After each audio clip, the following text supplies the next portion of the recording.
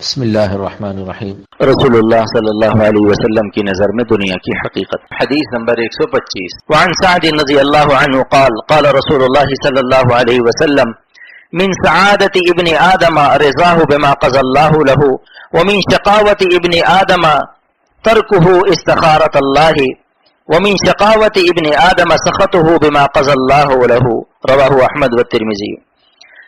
ترجمہ حضرت سعد رضی اللہ تعالیٰ عنہ سے روایت ہے کہ رسول اللہ صلی اللہ تعالیٰ علیہ وسلم نے فرمایا کہ انسان کی نیک بختی یہ کہ جو کچھ اللہ تعالیٰ نے اس کے لیے مقدر کر دیا اس پر راضی رہے، اور آدمی کی بدبختی یہ کہ وہ اللہ تعالیٰ سے خیر اور بھلائی کو مانگنا چھوڑ دے، اور انسان کی بدبختی یہ کہ اللہ تعالیٰ نے جو کچھ اس کے مقدر میں لکھا ہے وہ اس سے غضبناک اور ناخوش ہو۔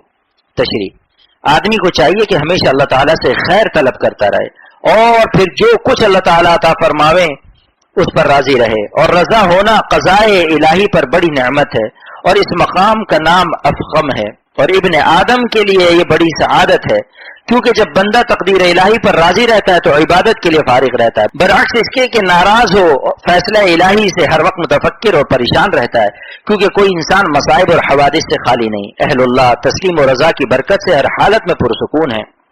خوشا حوادث پہم خوشا یہ اشک رواں، جو غم کے ساتھ ہو تم بھی تو غم کا کیا غم ہے۔ وہ تو کہیے کہ تیرے غم نے بڑا کام کیا، وہ تو کہیے کہ تیرے غم نے بڑا کام کیا، ورنہ مشکل تھا غم زیست گوارا کرنا۔ ہر فکر اور ہر تردد میں استخارہ کر لے، پھر انشاءاللہ تعالی کوئی خطرہ نہیں۔ جیسا کہ حدیث میں بشارت ہے، استخارہ اللہ تعالیٰ سے مشورہ کرنا ہے، اور استشارہ اہل تجربہ عقل مندوں سے مشورہ لینا ہے۔ ما خاب من استخارہ ولا ندم من استشارہ ولا عال من اقتصد۔ ترجمہ: نہیں نامراد ہوا جس نے استخارہ کیا، اور نہیں نادم ہوا جس نے مشورہ کیا، اور نہیں تنگ دست ہوا جس نے خرچ میں میانہ روی کی، یعنی فضول خرچی سے احتیاط کی اور اعتدال کی راہ پر خرچ کیا۔ حضرت مولانا حکیم الامت تھانوی رحمۃ اللہ علیہ فرماتے ہیں کہ غم سے نفس کو تکلیف ہوتی ہے مگر روح میں نور پیدا ہوتا ہے۔ میں قدم میں نہ خانقاہ میں ہے، میں قدم میں نہ خانقاہ میں ہے، جو تجلی دل تباہ میں ہے، جو تجلی دل تباہ میں۔ عارف جنون درد پسندی نے بارہا، عارف جنون درد پسندی نے بارہا، ٹھکرا دیا وہ غم جو غم جاویداں نہ تھا، ٹھکرا دیا وہ غم جو غم جاویداں نہ تھا۔ انسان اپنے خیر اور شر کو نہیں سمجھ سکتا۔ حق تعالی ارشاد فرماتے ہیں: عسى ان تكرهوا شيئا وهو خير لكم وعسى ان تحبوا شيئا وهو شر لكم والله يعلم وانتم لا تعلمون۔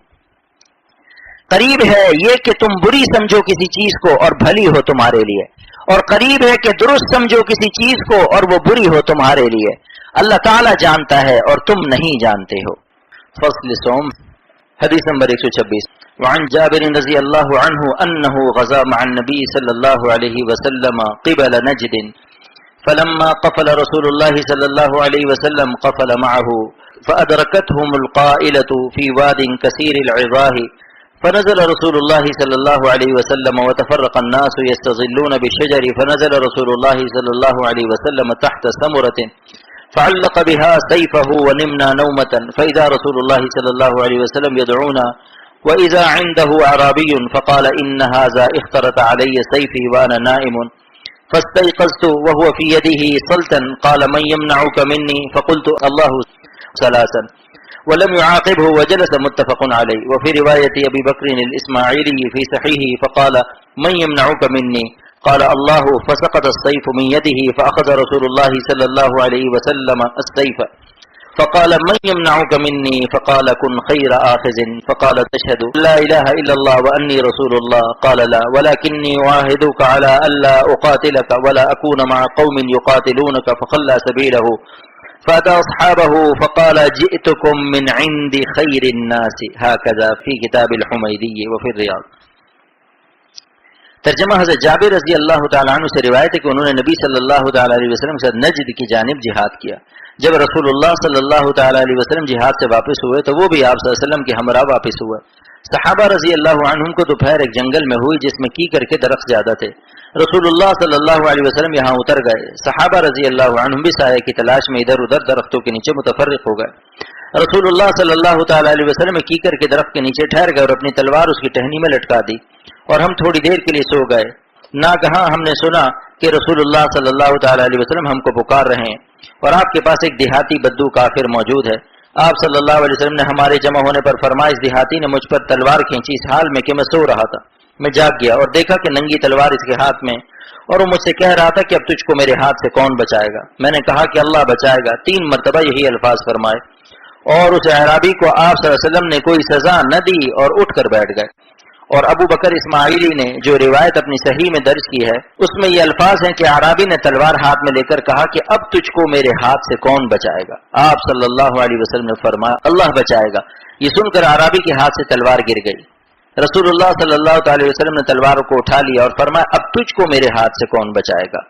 اعرابی نے کہا آپ صلی اللہ علیہ وسلم بہترین پکڑنے والے، یعنی مہربانی کیجیے اور معاف کر دیجیے۔ حضور صلی اللہ تعالی علیہ وسلم فرمایا تو اس کی شہادت دے کہ اللہ کے سوا کوئی معبود نہیں اور میں اللہ کا رسول ہوں۔ دیہاتی نے کہا میں مسلمان نہیں ہوتا، لیکن آپ سے اس بات کا عہد کرتا ہوں کہ نہ تو آپ سے لڑوں گا اور نہ اس قوم کا ساتھ دوں گا جو آپ سے لڑے گی۔ پس آپ صلی اللہ علیہ وسلم نے اس دیہاتی کو چھوڑ دیا اور وہ دیہاتی اپنی قوم کے پاس آیا اور کہا میں تمہارے پاس ایک بہترین شخص کے پاس سے ہو کر آیا ہوں۔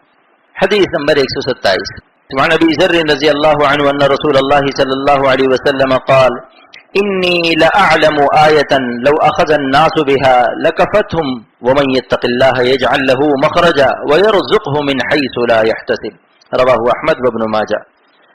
ترجمہ حضرت ابو ذر رضی اللہ تعالیٰ عنہ سے روایت ہے کہ رسول اللہ صلی اللہ تعالیٰ علیہ وسلم فرمایا کہ مجھ کو ایک ایسی آیت معلوم ہے کہ اگر لوگ اس پر عمل کریں تو وہی ان کو کافی ہے، اور وہ آیت یہ ہے وَمَن يَتَّقِ اللَّهَ يَجْعَل لَّهُ مَخْرَجًا وَيَرْزُقْهُ مِنْ حَيْثُ لَا يَحْتَسِبُ، یعنی جو شخص اللہ تعالیٰ سے ڈرے اللہ تعالیٰ اس کے لیے نجات کا راستہ پیدا کر دیتا ہے اور اس کو ایسی جگہ سے رزق دیتا ہے جہاں سے اس کو خیال اور گمان تک نہیں ہوتا۔